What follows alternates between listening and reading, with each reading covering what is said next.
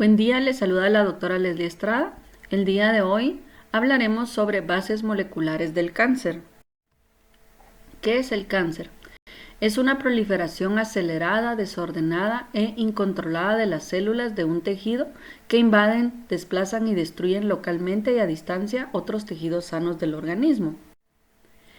Agentes que se consideran carcinogénicos. Comúnmente estos van a dañar el ADN e inducen mutaciones. Pueden ser como ejemplos agentes físicos, químicos y biológicos. Entre los físicos podemos mencionar la radiación ionizante como los rayos X, la radiación no ionizante como los rayos ultravioleta del sol. Entre los químicos podemos mencionar alquitrán de hulla, arsénico, compuestos del níquel, hollín, benceno. Y entre los biológicos podemos mencionar algunos virus, como lo es el VIH, el papilomavirus, hepatitis C, Helicobacter pylori, entre otros.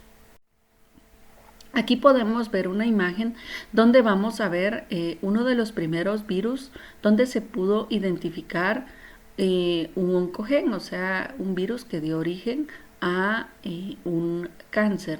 Aquí vemos que es el virus SB40. Vemos una imagen donde se ve la infección de una célula que se considera permisiva. Esta da como resultado la replicación del virus, la lisis celular y la liberación de las partículas de la progenie del virus.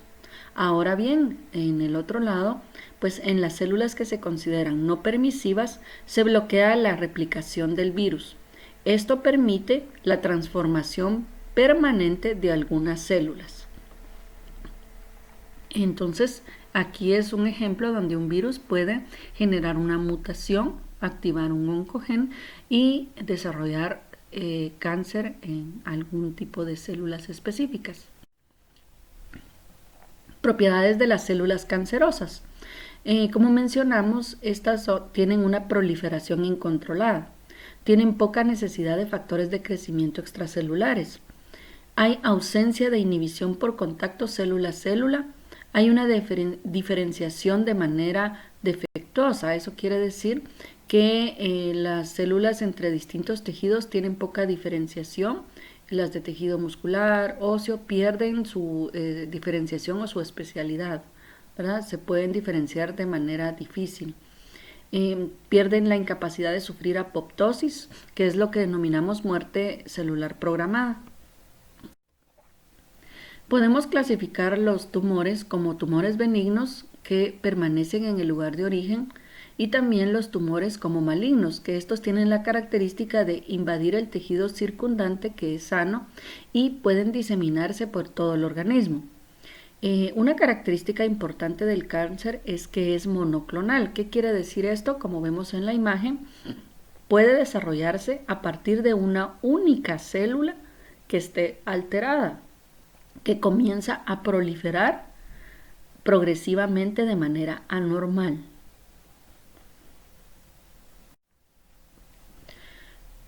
Los genes que están asociados a carcinogénesis. Vamos a mencionar dos tipos. Están los genes supresores de tumores y los oncogenes. Cuando hablamos de los genes supresores de tumores podemos decir que actúan como frenos celulares, codifican proteínas que restringen el crecimiento celular, evitan que las células se vuelvan malignas. Y cuando hablamos de los oncogenes, estos comúnmente codifican proteínas que van a promover la pérdida del control del crecimiento, promueven conversión de una célula a un estado maligno, son aceleradores de la proliferación celular, pueden provocar inestabilidad genética en la célula, evitan la apoptosis de la célula y promueven también algunos la metástasis, que es la invasión de tejidos. Otro término importante que tenemos que mencionar son los protooncogenes. ¿Qué es un protooncogen? Bueno, estos son genes que codifican proteínas que tienen una función en una célula normal. Pero ¿qué pasa? Si estos mutan, se van a convertir en oncogenes. Los protooncogenes se pueden convertir en oncogenes, o sea, activarse por distintos mecanismos. Uno, mutar, o sea, ya no funcionan de manera normal. 2. El gen puede mutarse una o más veces, o sea, se puede generar amplificación génica o también producción excesiva de la proteína. 3.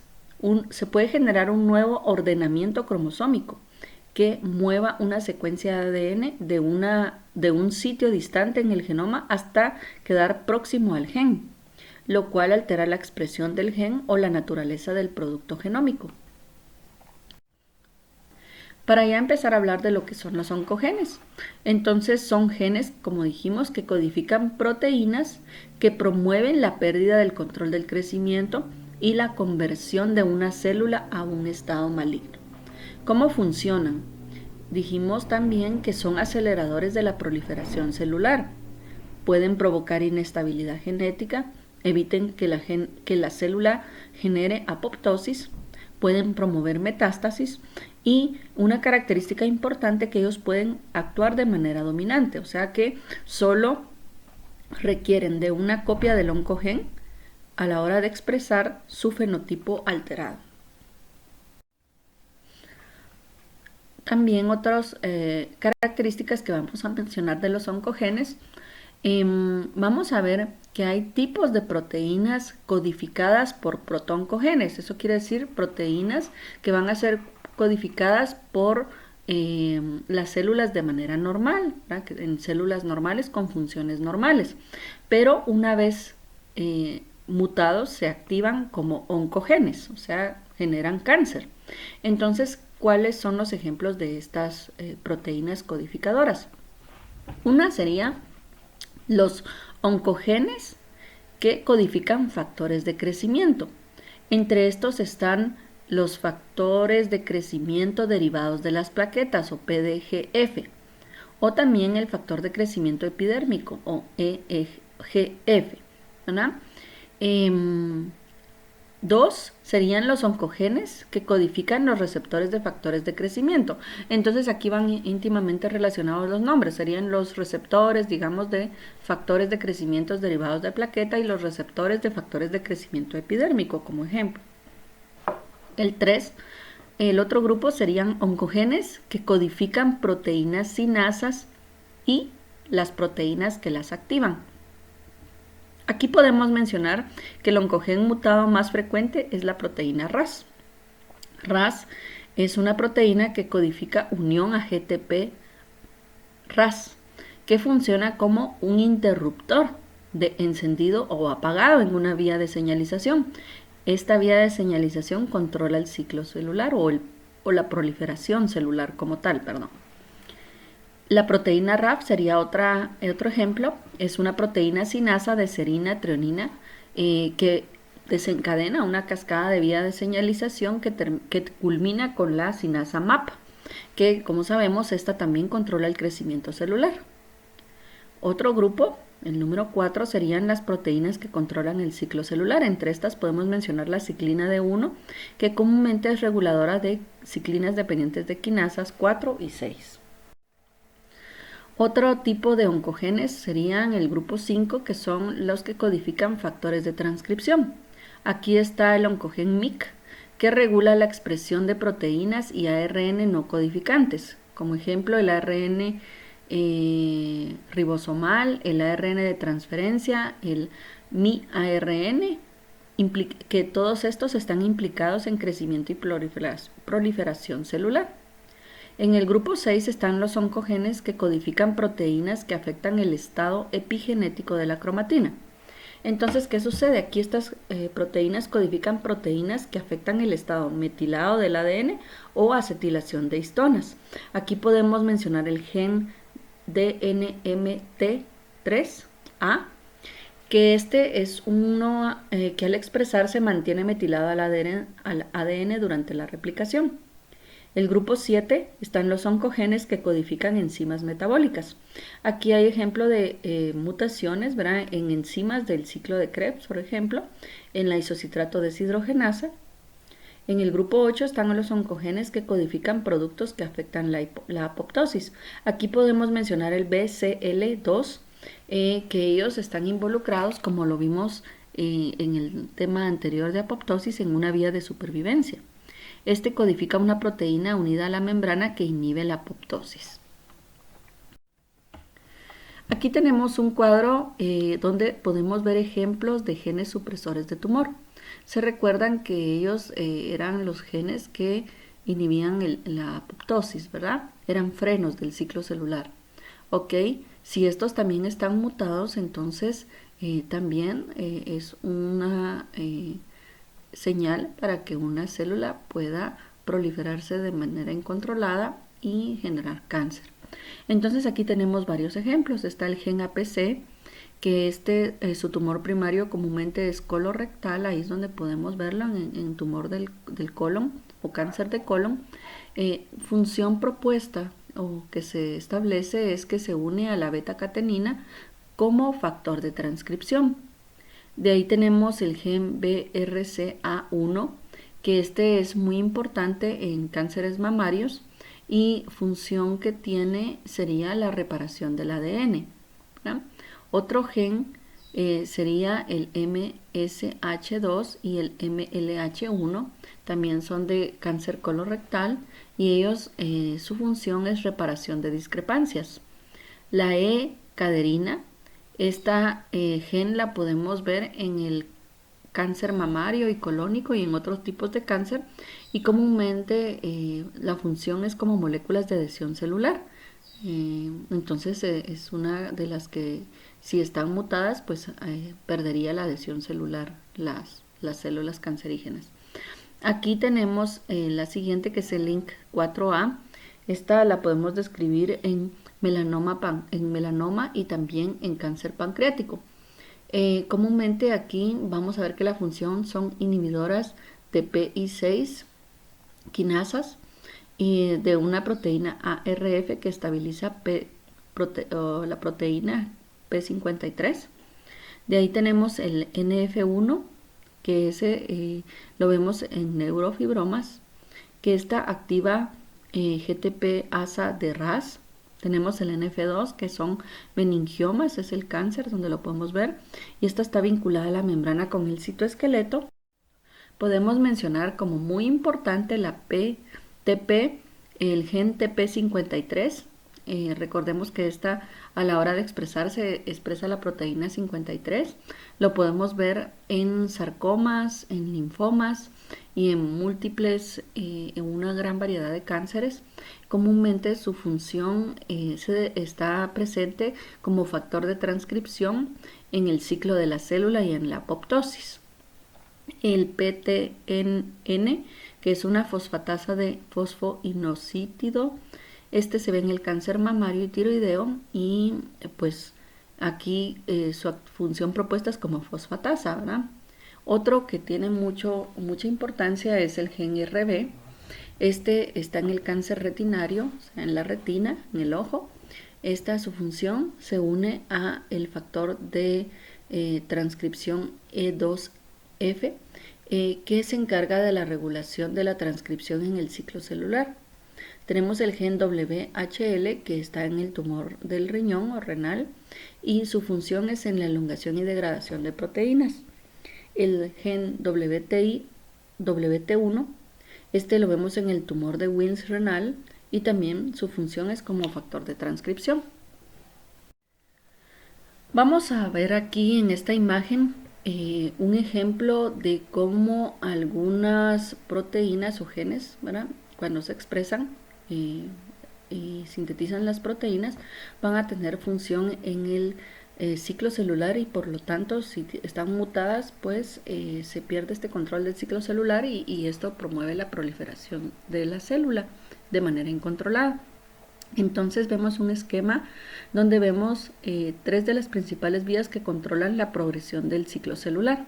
Tenemos la vía A. Aquí habíamos mencionado que se muestra una proteína como ATR. Aquí se activa tras un daño específico. A su vez fosforila y activa la sinasa del punto de revisión checkpoint 1, ¿verdad?, del ciclo celular. ¿Qué es lo que va a hacer? 1. Fosforila y desactiva la fosfatasa CDC25. Esto hace que, lo cual pues en condiciones normales se desplaza entre el núcleo y el citoplasma, pero una vez ya fosforilada se une a una proteína adaptadora en el citoplasma y no puede importarse de nuevo al núcleo, lo que deja la quinasa en su estado inactivo. En la vía B se observa cómo otra proteína ATM, tras activarse por un daño específico, se activa y fosforila y activa la sinasa del punto de revisión check 2, ¿verdad? ¿Qué es lo que hace? Bueno, fosforila la P53, esta P53 activa la transcripción de la P21 y la proteína P21 producida inhibe de forma directa la quinasa en ambas vías, resultando entonces el paro del ciclo celular. Esto, como hemos visto, es en el estado normal de la célula. En la vía C se muestra la proteína RB. Esta es muy importante. Esta, en condiciones normales, se encuentra parcialmente fosforilada, ¿sí? Y unida al factor de transcripción E2F. Esta se hiperfosforila por el complejo quinasa ciclina 4,6. Esto provoca que se desprenda el factor de transcripción E2, permitiéndole a la célula entrar a la fase S. Esto todo es en condiciones normales. Ahora veamos, en la vía D, como ustedes las ven, está marcada en rojo. Aquí se muestra la expresión de oncogenes. ¿Oyen? Entonces este sería un ejemplo en célula cancerígena. Aquí el ejemplo de la expresión de estos oncogenes son del virus del papiloma humano, ¿sí? Que puede dar cáncer de cervix como ejemplo. Aquí vamos a ver la expresión de los oncogenes E6 y E7. ¿Qué es lo que hacen estos dos? Bloquean genes supresores de tumor. Como estamos viendo, el E6 suprime cuando se expresa la P53 y el E7 cuando se expresa la proteína inhibe el RB. Y entonces vamos a ver cómo se bloquean las dos principales genes supresores de tumor que regulan el ciclo celular que habíamos visto en la vía B y C. Aquí vemos el ejemplo de cómo la molécula que habíamos mencionado antes, RB, que es un gen supresor de tumor, para la progresión del ciclo celular depende del estado de fosforilación. ¿Se recuerdan que lo habíamos mencionado, que está hiperfosforilado? Acá vamos a ver también entonces, ya solo como poniendo como ejemplo, tenemos que el genoma del virus del papiloma humano se integra a ADN de células del cérvix. Es cuando pues el virus infecta las células del cérvix, que es el útero o la matriz, ¿verdad? De una mujer. Esto va a generar una lesión de ADN y al generar esta lesión del ADN, esta mutación activa la expresión de oncogenes. ¿Qué oncogenes específicamente? Como mencionamos antes, el E6 y el E7. ¿Qué función tenía el E6? Pues bloquea la P53. Al bloquear la P53, entonces, ¿qué es lo que queda bloqueado? Aquí podemos mencionar distintas funciones de la P53 que quedan bloqueadas, como lo son la reparación del ADN. Para la P53 sabemos que detiene el ciclo celular en un punto de control de G1 a S. Entonces, si está bloqueada esta función, pues eso no se da, ¿verdad? No se va a reparar, no se da tiempo de reparación de ADN, no se detiene el ciclo y no hay una regulación del ciclo y se puede seguir proliferando las células sin control. Acá tenemos también del otro lado la expresión del oncogen E7. Esta va a bloquear la PRP. Esto vamos a ver que se va a unir al factor de transcripción E2F y si sabemos que se bloquea la proteína RB, ¿esto qué va a hacer? Pues se bloquea el ciclo celular ante lesión de ADN. O sea, esta era la función normal de la RB, ¿verdad? Bloquear el ciclo celular ante la lesión del ADN, pero esto no va a suceder. También la RB se unía al factor de transcripción, pero en este caso pues no se va a dar esto. Entonces esto va a generar al final, si nos damos cuenta en el esquema, proliferación incontrolada inestabilidad genética y se genera la transformación celular, ¿verdad? Como habíamos mencionado, cuando están involucrados los virus, cuando infectan el ADN de células humanas en este caso, ¿verdad? De la matriz. Y esto es sinónimo de carcinogénesis.